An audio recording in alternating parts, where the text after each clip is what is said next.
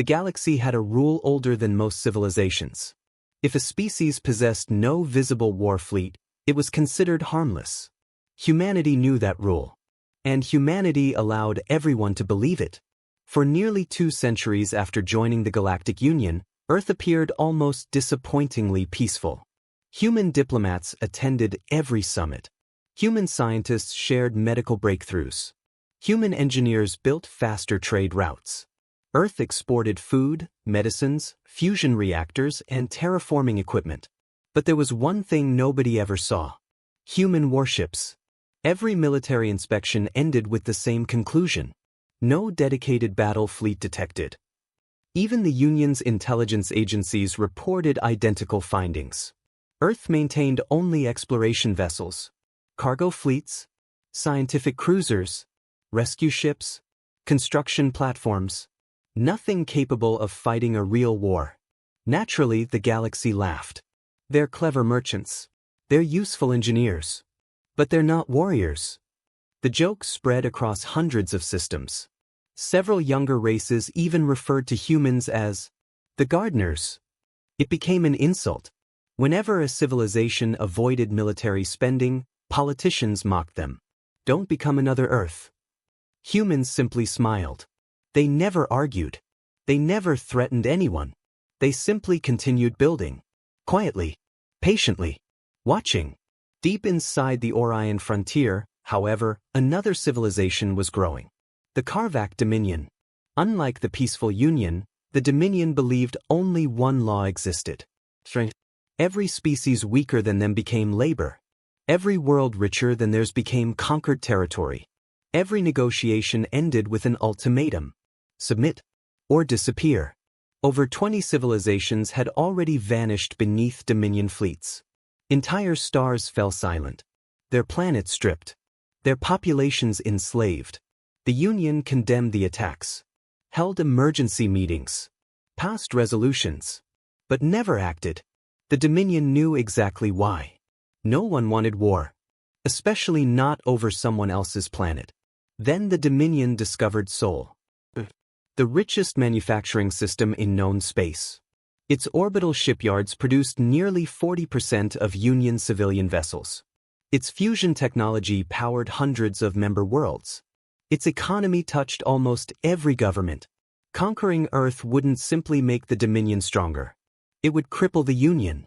Dominion High Marshal Varex studied every intelligence report. He expected enormous defensive fleets, massive orbital cannons, planetary shields. Instead, he frowned. No battleships?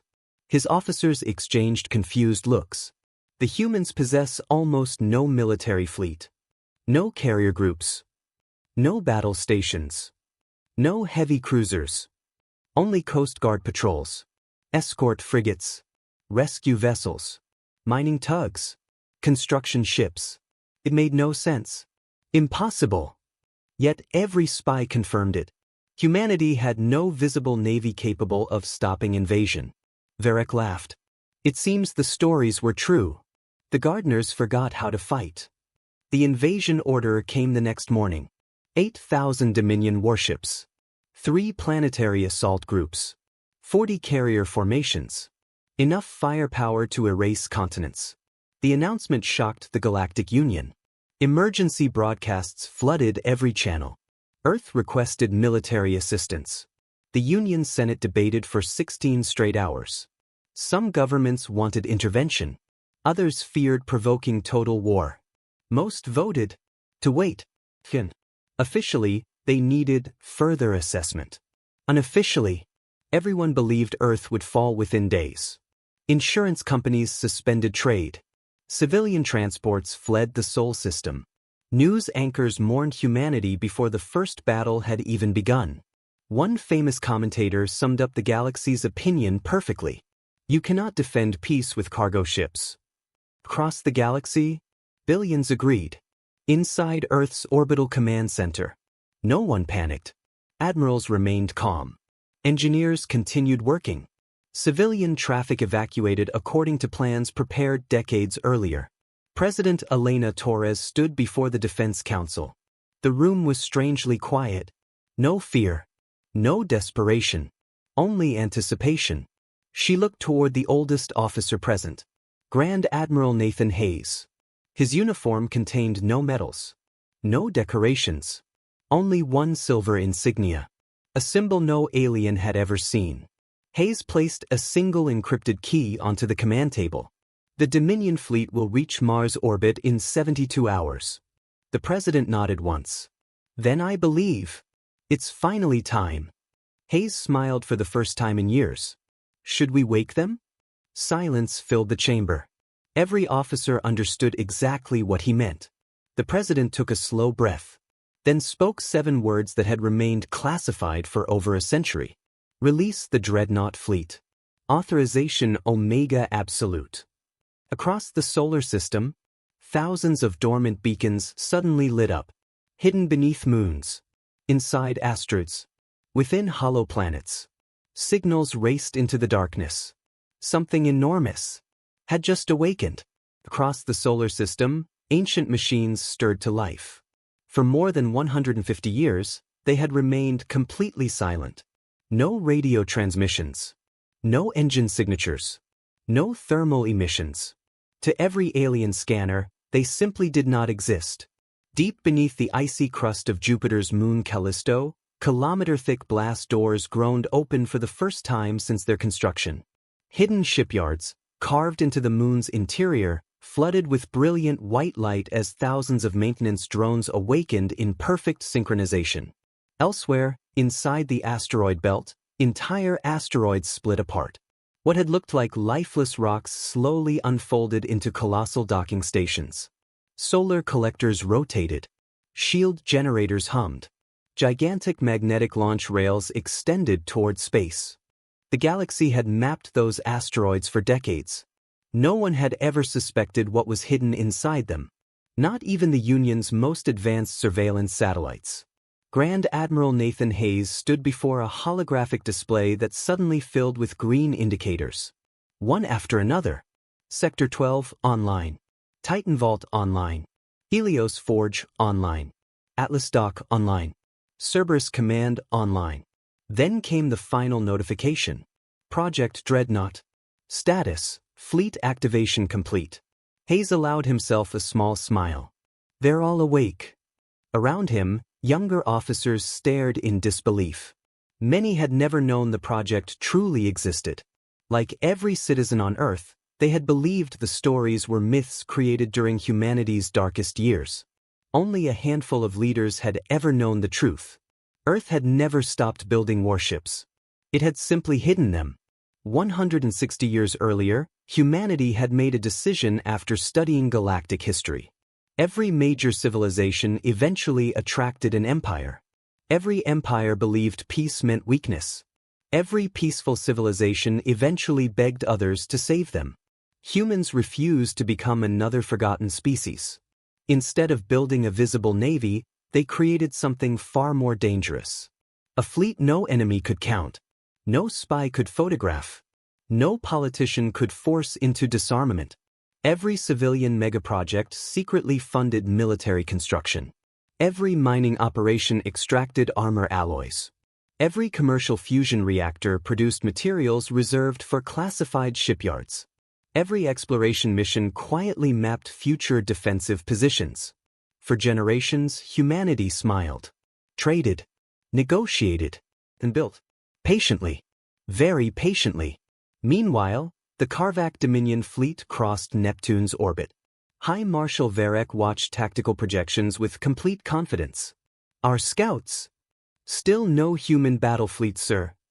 Our long-range scans? Only evacuation traffic and civilian escorts. Laughter spread across the command bridge. One captain grinned. They're running. Another nodded. I expected more from the famous humans. Varek folded his arms. Perhaps they'll surrender before we waste ammunition. No one questioned him. Victory seemed inevitable.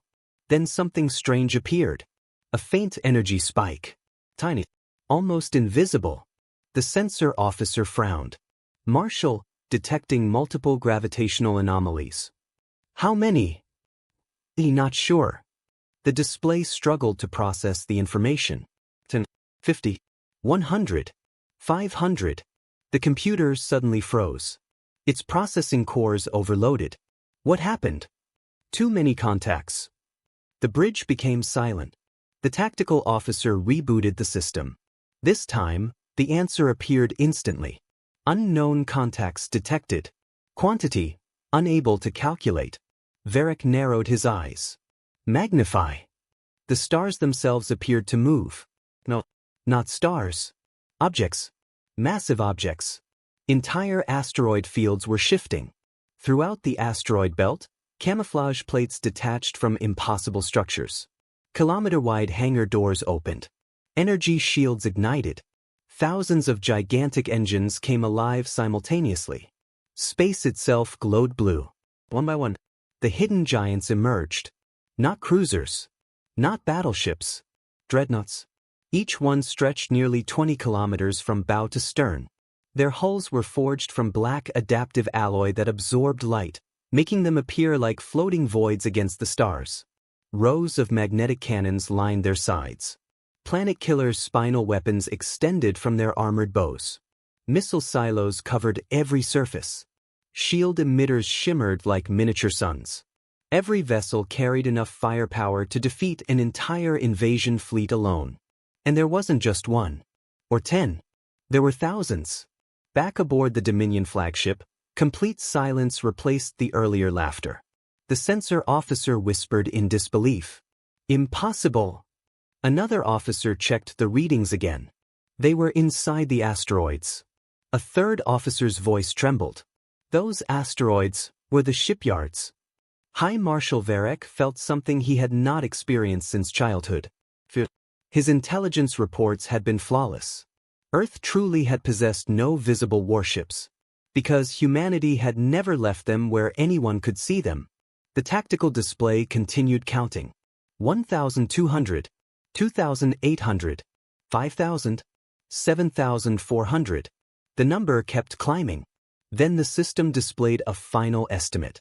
Confirmed human dreadnoughts, 10,000 plus. Every officer stared at the impossible number. Varric slowly whispered, "What kind of civilization hides a fleet this large?" Before anyone could answer, every Dominion communication channel activated at once. A calm human voice echoed across thousands of enemy ships. There was no anger, no panic, only quiet certainty. This is Grand Admiral Nathan Hayes of the United Earth Defense Fleet. You believed humanity had no warships. A brief pause followed. Then his final words chilled every soul aboard the Dominion fleet. You were looking in the wrong place. Silence gripped the Dominion fleet. 10,000 hidden human dreadnoughts floated between the invaders and Earth like an impenetrable wall of black steel. No one spoke. Even the bridge computers seemed slower, as if they, too, were struggling to comprehend what stood before them. High Marshal Varric clenched his fists. His officers looked to him for orders. Retreat would preserve their fleet. Attack would preserve their pride. The Dominion had never retreated in its history. Not once. Varric finally broke the silence. They are bluffing. Several captains looked uncertain. He pointed toward the tactical display. If humanity truly possessed this fleet, they would have shown it years ago. No civilization hides such power unless it cannot use it. The words restored some confidence. He raised one arm. All carrier groups, advance. Break their formation. Destroy the lead ships. Thousands of Dominion warships accelerated at once. Fighter swarms poured from massive carriers like clouds of angry insects. Missiles ignited. Plasma cannons charged. The invasion had begun. Grand Admiral Nathan Hayes watched the enemy advance without changing expression. Around him, every human officer remained calm. No shouting. No panic. Only discipline. A young lieutenant asked quietly, "Permission to open fire, sir?" Hayes shook his head. Not yet. The Dominion fleet closed the distance. 1,000,000 kilometers. 800,000. 600,000. Warning alarms echoed across every human bridge. The enemy was now within firing range. Again the lieutenant asked, "Sir?" Hayes smiled faintly. They've come all this way. Let's make sure they never return. He pressed a single command key. Across 10,000 dreadnoughts, identical orders appeared. Weapons free. The first shot was unlike anything the galaxy had ever witnessed. The flagship dreadnought Yes Leviathan rotated slightly, revealing the enormous spinal cannon that ran nearly the entire length of its hull. Energy gathered inside the weapon. Blue became white. White became gold. The cannon fired. There was no explosion. Only a blinding beam that tore across space faster than any missile could travel. It punched through the Dominion flagship's shields as if they did not exist. Then through its armor. Then through 3 battleships positioned behind it. 4 capital ships vanished in less than a second. No debris. No survivors. Only expanding clouds of superheated plasma. The battlefield fell silent. Every sensor in the system confirmed the impossible. 1 shot. 4 battleships destroyed. Then the rest of the human fleet fired. Thousands of spinal cannons erupted simultaneously. Space itself seemed to crack with light. Brilliant blue lances crossed the darkness in every direction. Dominion destroyers disappeared. Cruisers split apart. Carrier groups exploded before launching half their fighters. Entire formations ceased to exist. Within 3 minutes, the Dominion lost over 1,200 warships. The human fleet had not lost a single vessel. Panic spread through Dominion communications. Our shields failed. They're targeting us from impossible range. Fleet 7 is gone. We've lost contact with Carrier Command. Captains who had conquered dozens of civilizations suddenly sounded terrified. Nothing in their military doctrine prepared them for this. They had expected war. Instead, they had encountered annihilation. Watching from distant observation stations, the Galactic Union could hardly believe the live transmissions. Emergency broadcasts interrupted every network. Billions of citizens stared at enormous holographic screens. A commentator whispered, Those are human ships?" Another reporter struggled to speak. The Dominion offensive has completely stalled. No. He corrected himself after new data arrived. It's collapsing. Across the Senate chambers, delegates who had voted to abandon Earth now watched in stunned silence. The same species they had mocked as peaceful gardeners had secretly built the most powerful fleet in known history. One elderly ambassador quietly removed his glasses. "We misunderstood humanity." A fellow delegate replied, "No, we underestimated them." Back on the battlefield, High Marshal Varek realized brute force would fail. He activated a fleet-wide command. All surviving ships, concentrate fire on their command vessel. More than 2,000 Dominion weapons locked onto the Leviathan. A storm of plasma beams, antimatter torpedoes, and fusion missiles raced toward the human flagship. Human officers watched the incoming barrage. No one flinched. Hayes calmly spoke one sentence. "Raise the Aegis." The Leviathan's shield generators awakened. A shimmering sphere of silver-blue light expanded around the dreadnought. The Dominion barrage struck seconds later.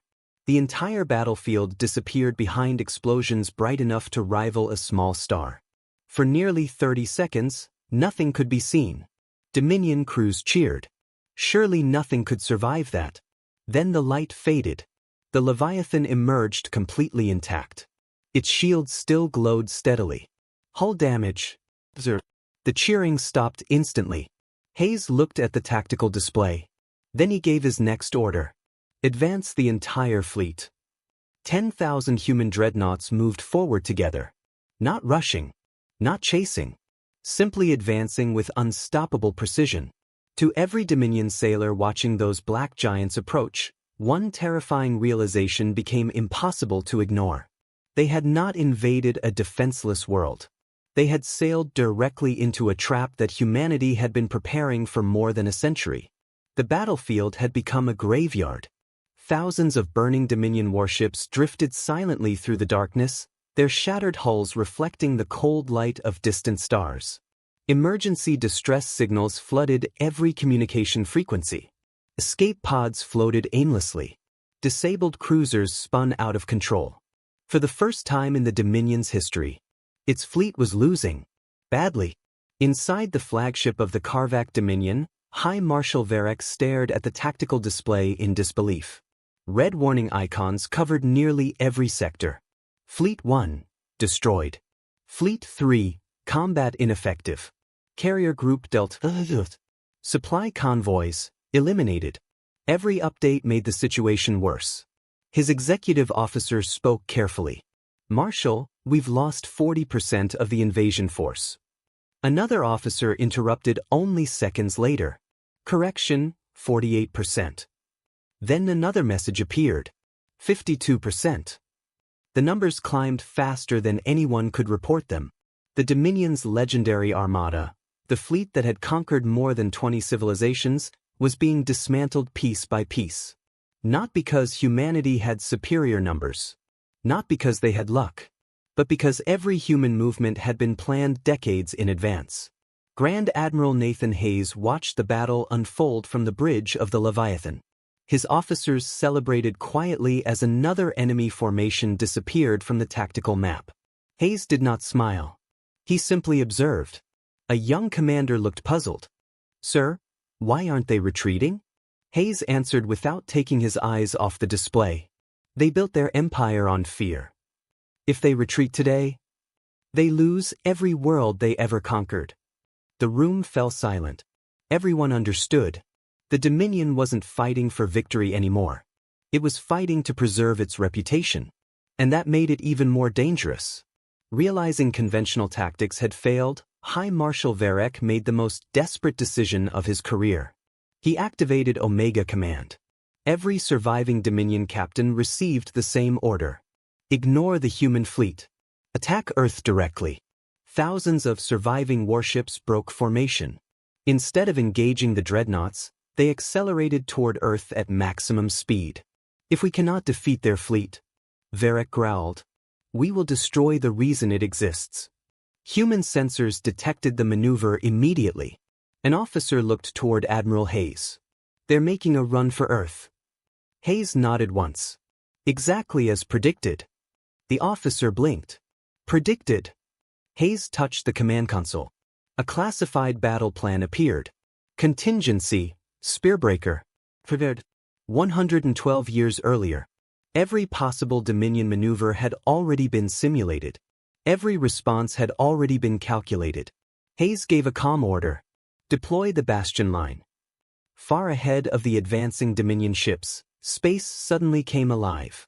Hundreds of enormous structures rose from hidden positions around Mars, the asteroid belt, and the outer orbital lanes. What had appeared to be ordinary communication satellites unfolded into gigantic defense platforms. Asteroids split apart again. Massive shield generators emerged. Orbital weapon arrays rotated into firing position. The Dominion had unknowingly flown into another hidden layer of Earth's defenses. One captain screamed over open communications. More fortresses. They've hidden entire battle stations. Second officer shouted. They're everywhere. Then the impossible happened. Every defense platform linked together. Brilliant streams of energy connected one station to another until a glowing lattice surrounded the inner solar system. Within seconds, a planetary shield enveloped Earth. Not a shield protecting one city. Not one continent. The entire planet. Blue energy shimmered across millions of kilometers. The Dominion fleet slammed into the barrier at full speed. The impact was catastrophic. Dozens of ships exploded instantly. Others ricocheted helplessly into one another. The shield didn't even flicker. Back on the Leviathan, Hayes finally spoke. They've reached the wall. Panic erupted aboard Dominion vessels. Our weapons can't penetrate it. Missiles destroyed. Shield integrity unchanged. We're trapped. The Dominion fleet had expected Earth to defend itself with warships. Instead, the entire solar system had become one enormous fortress. Watching from the Galactic Union Senate, every delegate sat speechless. Live tactical feeds displayed humanity's hidden defenses stretching across the solar system. One senator whispered, "How long have they been building all of this?" No one answered. Because no one knew. The Union had inspected Earth's military dozens of times. They had counted every visible patrol ship, every escort vessel, every customs frigate. They had never thought to inspect the asteroids, the moons, the mining stations, the civilian infrastructure. Humanity had hidden an empire-sized defense network in plain sight. High Marshal Varric realized the truth too late. This had never been an invasion. From the moment his fleet crossed Neptune's orbit, humanity had controlled every stage of the battle, every escape route, every firing angle, every battlefield. He looked at the enormous black dreadnoughts advancing behind his fleet, then at the impenetrable shield protecting Earth ahead. There was nowhere left to run. For the first time in Dominion history, its greatest fleet was completely surrounded. Grand Admiral Hayes opened a secure channel directly to Varric's flagship. His voice remained calm, almost respectful. "You came here believing humanity feared war." A brief pause followed.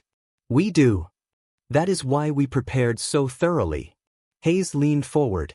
His final words echoed across every surviving Dominion ship.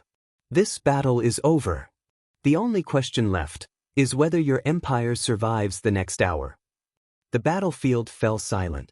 Not because the fighting had ended, because no one dared fire another shot. The once proud Dominion invasion fleet was trapped between Earth's impenetrable bastion line and 10,000 human dreadnoughts advancing with perfect formation. For the first time in 3 centuries, the Karvak Dominion had no path to victory, no path to escape, only a choice: surrender, or become another field of drifting wreckage. Inside the battered Dominion flagship, High Marshal Varric stood motionless. Around him, alarms echoed through smoke-filled corridors. Emergency lights flickered. Engineers struggled to contain reactor breaches. Reports continued arriving every few seconds. Shield generators at 14%. Main engines offline. Life support failing in 6 sectors. Long-range communications destroyed. One officer finally asked the question everyone feared. "Marshal, what are your orders?" Varric looked at the tactical display one last time. Nearly 70% of his fleet was gone. The survivors were surrounded. He had spent his entire life believing fear was the greatest weapon in the galaxy. Now he understood he had been wrong. Preparation was. A transmission suddenly appeared on every surviving Dominion screen. Grand Admiral Nathan Hayes. He wore the same calm expression he had shown before the battle began. "You entered our system without permission. You attacked peaceful worlds.